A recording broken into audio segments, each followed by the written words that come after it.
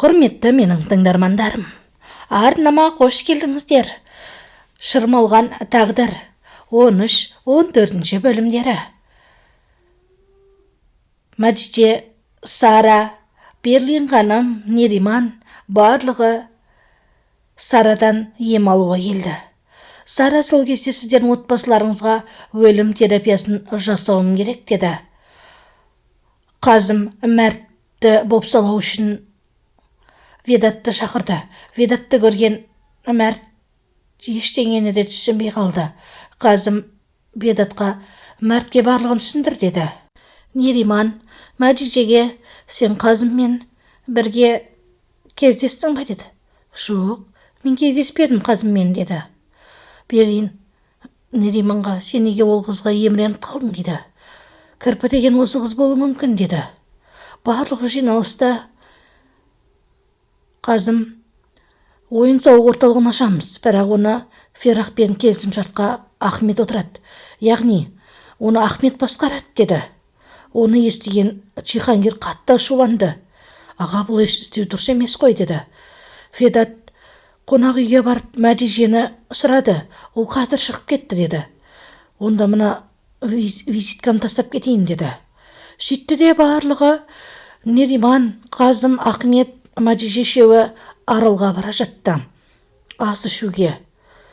Мәжижеге Ахмет шыдай алмай келді. Дайындалдың ба деді. Жоқ, енді дайындалам деді. Шыдай алмай келдім, ренжімеші деді. Нериман Қазымға барып, Қазым, бір терапия бар, менің жазылғанымды қаласаң сол терапияға көнші деді. Қандай терапия?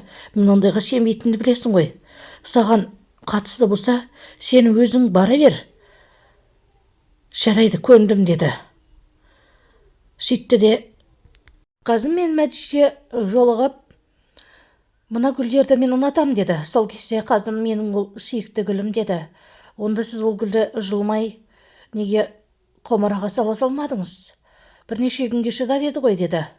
Сіз бірақ барлығында өзіңіз басқарғыңыз келіп тұрады деді. Кешкі аста барлығы дастархан басына жиналды. Сол кезде Мәжиже балетке билегенін, Нериман да мен де кезінде биледім деді. Сол кезде Нериман Қазымға қарап, Мәжиже сондай сұлу деді. Бірақ Қазым ештеңе демеді. Мәжиже оны естіп, сіз де сұлусыз деді. Қазымның адамдары тілшіні тауып алып, артынан жүгірді. Бірақ оны ұстай алмады. Ол жасырынып қалды. Барлығы ас ішіп болды. Екеуі оңаша қалды. Нериман мен Ахмет асханаға барды. Біздің екеумізді ағаң не үшін басқа шетелге жіберіп жатыр деді. Менің кетуіме ағамның кінәсі жоқ деді.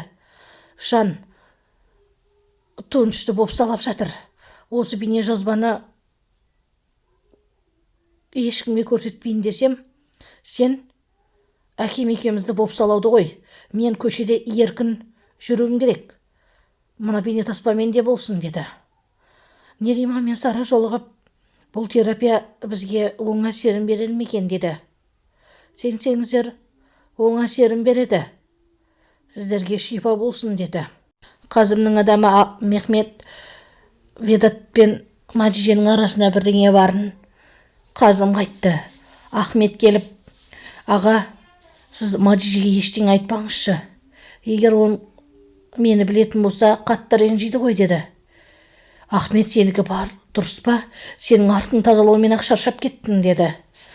Барлығына Сара қабір қасып, өлім терапиясын жасады. Кәне, барлығымыз қабірге түсеміз. Сөйтіп, бір қабір бос қой деді. Оның егесі міне келді деді. Ол біздің отбасымызға қатысы жоқ қой деді Мәжижені. Сөйтті де барлығы қабірдің ішіне кіріп жатты. Сол кезде Сара, өлімді сезінеміз. Өлген кезде жаназаларымызға кім келді? Соның барлығын ойлаймыз. Сіздер үшін кім жылап тұр деді. Сөйтті де барлығы бірге тұрып, Мәжиже мен Қазым тұра салып екеуі бір-біріне қарады. барлығы қоштасып жатыр. Сол кезде Қазым, Нериман мен Ахмет, сендер бірге кеттіңдер. Сразу әуежайға апарып тастайды, деді. Сол кезде Нериман Ахметке Қазым мен Мадиже бірге кездеседі, деді. Мадиже кемеде Мехметпен кетіп бара жатып, оған Қазым хабарласып, Мадижені алып келіңдер, деді. Мадиже келді де, сенің бұл не істегенің, деді. Ал Қазым болса, Ведат деген кім? Сенің тілшіңмен қандай байланысың бар, деді. Қандай тілші? Мен ол тілшіні танымаймын да. Қайдан шығарып алдың, деді. Ал Ведат деген кім, деді. Мен ол Ведатты танымаймын да, деді. Мадиже деп айқайлап еді. Сен маған қарап дауыс көтерме. Өз билігіңді маған қарап жүргізе алмайсың, деді Қазымға Мадиже. Сөйтті де Мадиже жеті қараңғы түнде өзі шығып қонақ үйге барды. Қонақ үйге барса, артынан Қазым келіп қалды. Ал Ахмет пен Нериман күдіктеніп қонақ үйге келсе, Мадиже мен Қазымды оңаша бірге көрді. Оларды көрген Мадиже де шошып таң қалып қалды. Ал Нериман болса айқайлап жатты Қазымға қарап. Мадиже де тым түсінбей қалды не болғанын. Сөйтті де Қазым, сендердің бұл не істегендерің, деді. Мадиже шығып Ахметке, сен мені жеңілтек қыз деп ойладың ба? Басқа емес, ағаңмен. Солай ойладың ғой, Мен бұлай ешқашанда қорланған емеспін. Жолыма тұрмай енді. Көрмегенім сендер болыңдар, деді. Сөйтті де Мадиже бақырып жылап айқайлады. Қатты қорланып кеткеніне ызаланды. Сөйтті де үйіне барды. Барлығы ойдағыдай болады. Бәрі жақсы болады деп шырақ жақты. Сөйтті де Қанданға хабарласты. Қандан, Ведат маған визиткасын тастап кетіпті қонақ үйге, деді. Мен енді кешірім сұрады, деді. Жарайды Қандан, сен ұйықтай бер, мен бір шаруаларым бар, деді. Сөйтті де үйінен бір сымның үзінділерін тауып алды. Таңертең ұйқысынан тұра салып Қанданға хабарласты. Қандан, мен жаман түс көрдім сен туралы. Ведатқа жоламай-ақ қойшы, оның әйелі бар, деді.